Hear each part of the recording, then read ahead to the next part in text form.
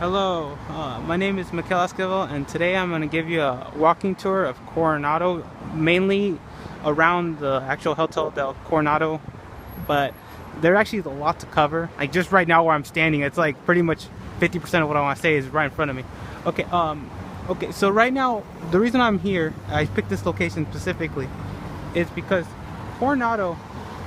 Hey, one thing you have to understand about Coronado, a significant figure in Coronado's history was John D. Spreckles. He is a big figure, and the reason I say that, he's the reason for why Coronado is kind of what it is today. Like, what I mean by that is, okay, he owned, one thing if you don't know this about John D. Spreckles, he owned a lot of land in San Diego, but mainly in Coronado. I mean, he owned land in San Francisco, but Coronado, I mean, this was his favorite place to be. He lived here for until the day he died, like from I think the 1880s or 90s all the way until 1926. But he lived here for a great deal of time. Now, Glory Bay Inn, it's an inn now. I mean, it's a place where people come stay, have a great vacation, I guess you could say. But that used to be his mansion. That's where he lived. And across the street, and believe me, there's actually a tunnel that goes underneath that connects the two together. But here's the Hotel del Coronado, and right in front of me, it's the crown room. You can see those crown chandeliers. It's where they host a lot of the big dinners whenever someone important comes. 10,000 square feet, about 1,000 people can accommodate, big dinners. It's a great place. But the Hotel del Coronado was built in 1888 in February, I believe. Built in about 11 months. It was it's for its time. If we can go back, I mean, because I don't think we understand, because now we're in the modern era and there's like a lot more things. But hotel at this time, it was the place to be. It was the resort central of the world. Francis Scott Fitzgerald, the guy who wrote The Great Gatsby, a lot of great books, he would always talk about Coronado, and he would say, that place in Coronado. But the reason he would say it like that is because anyone who was anybody knew what Coronado was. It was a spectacle. I mean, it was so. This is the thing about Coronado. Back in the day, I think it was like in the 1900s, if I'm not mistaken, it cost about $2 to $7 to stay here, depending on how luxurious you want to go. But only the wealthy could stay there. And when they stayed here, the wealthy people, I mean the Vanderbilts, the presidents, very important people, they'd stay here for months. I mean months, because this is the place you don't want to leave. This place. It's so amazing. There's the beach, which I'm going to take you in the later part of the tour. Okay, well, I'm getting ahead. There's actually a lot I have to cover, so I'm trying to do my best. Okay, on the other side, you can see those high rises. Now, those high rises, they're also, before I say about the high rises, see that little tower right there? When the Coronado was actually being built, that was actually the main power, like the source of power. They had coal power, and then these little red, you can see like those little triangular things, building.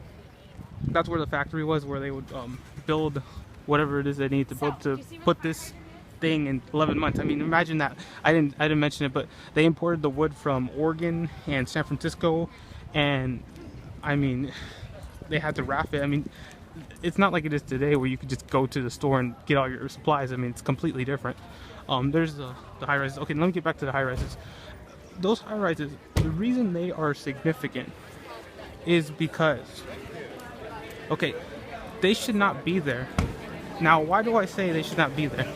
Well, it turns out that they were built before the California Coastal Commission, which I gotta get the year it was established, but today the California Coastal Commission prevents the building or of the construction of any of these buildings that are over 40 feet tall along the coastline. I mean, so these were built. And another thing about this, sorry, I'm going on a lot of tangents, but the high rises themselves, they're built on what was called Tent City. It turns out, I mean, you can't see it because, I mean, obviously we're in the future now, but there used to be 300 to 1,000 tents that sat where those high rises sat, and it was where the people who, I mean, couldn't afford to live in or spend time in the actual Hotel del Coronado, that's where they stayed. And I mean, it was a great place at the time. It was before, like, the Model T, the 1920, when the car came out. So I mean, the times were different. You know, when you got to Coronado, you had to take the ferry boat.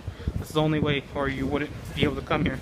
But in 1970, it's when the actual, I believe, that bridge was built that linked the two together. The linked, you know, Coronado with the city, and once that happened, you know, the prices of the homes just took off. I mean, it turned out that what the actual stuff that was on Coronado, the land, or I mean the buildings, the homes, they weren't worth nearly as much as what the actual land was worth. The land was worth so much, so that's the reason you see those high rises, you know, being built. You know, it's like you can make more money selling homes than you would, you know, just using the land. I mean, there's a lot of money to be made in Coronado. I mean, it's a very special piece of land.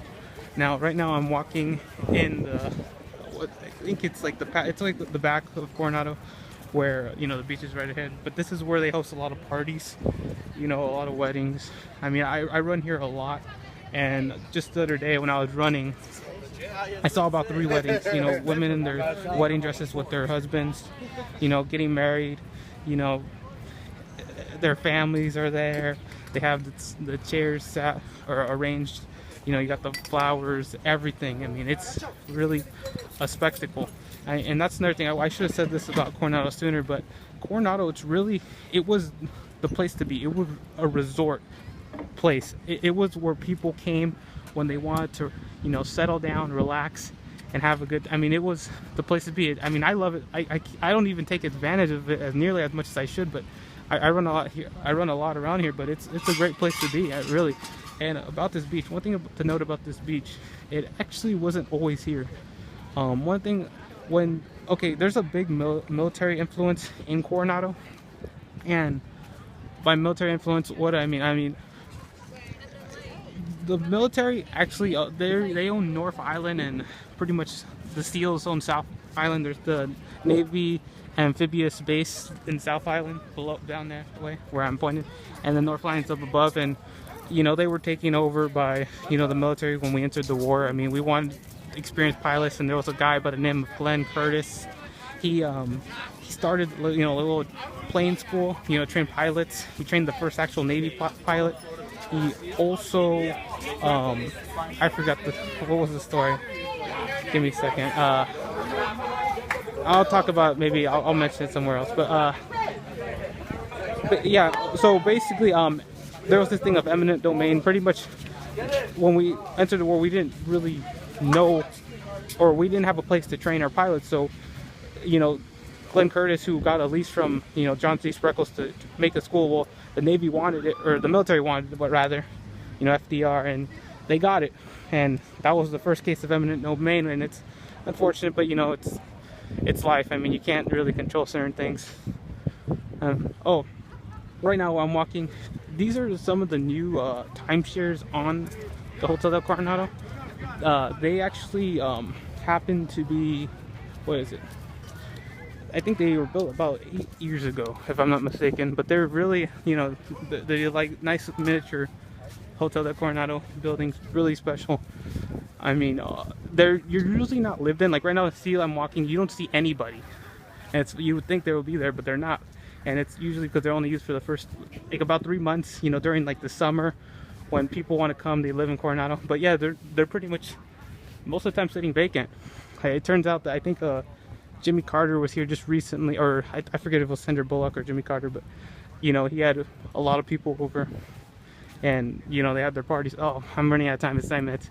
Okay, well, I try to do my best. You only have 10 minutes. Yes, so here's the beach. Oh, another thing about the beach, there's these dunes up ahead where the family seems to be, and it's spelled actually Coronado. And yeah, I mean, I'll attach it on when I'll attach it, but it's used for preventing the sand from coming up to the actual like where I'm walking right now, the sidewalk. And there's actually these rocks ahead, and these rocks were also important. You can't see them, they're up ahead, but back in the day, actually, yeah, I didn't finish my story, but there was actually a lot of actually, I gotta end, there's only 10 minutes. Oh, there's a chopper. Okay, bye bye.